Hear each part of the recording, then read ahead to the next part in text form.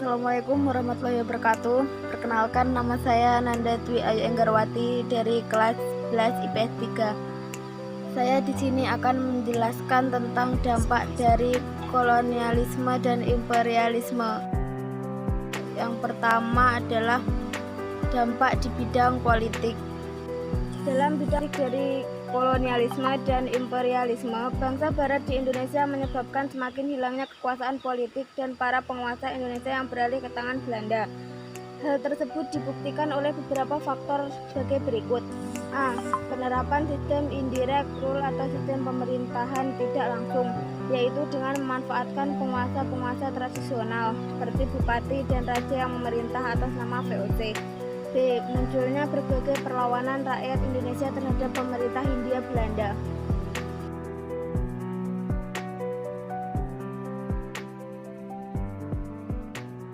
Dampak kolonialisme dan imperialisme dalam bidang ekonomi.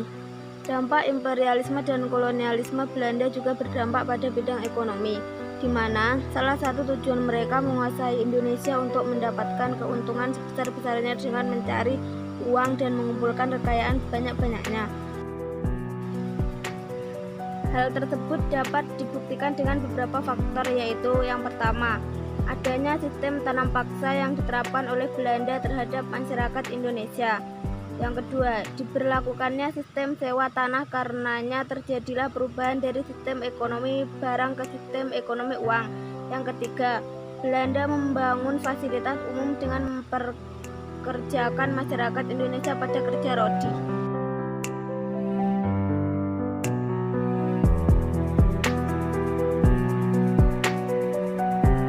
Dampak kolonialisme dan imperialisme dalam bidang sosial dan budaya. Pertama, adanya perpindahan masyarakat dari desa ke kota.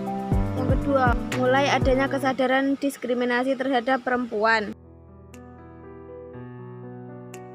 Hal tersebut disebabkan dengan adanya beberapa faktor, antara lain. Yang pertama, berpindahnya fokus masyarakat pada bidang sosial budaya akibat hilangnya peran politik dari para penguasa. Yang kedua, ikatan tradisi melemah akibat beberapa upacara adat yang disederhanakan.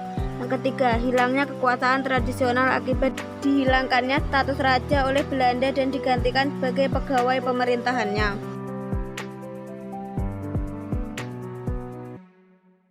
Yang keempat, dampak kolonialisme dan imperialisme dalam bidang pendidikan.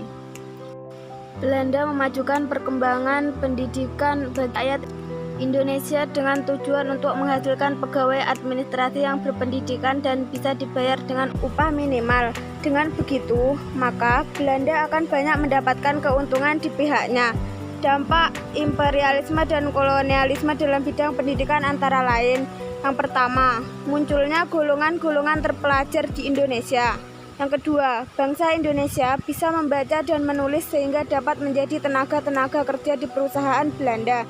Yang ketiga, bangsa Indonesia menjadi tahu perkembangan yang terjadi di dunia luar.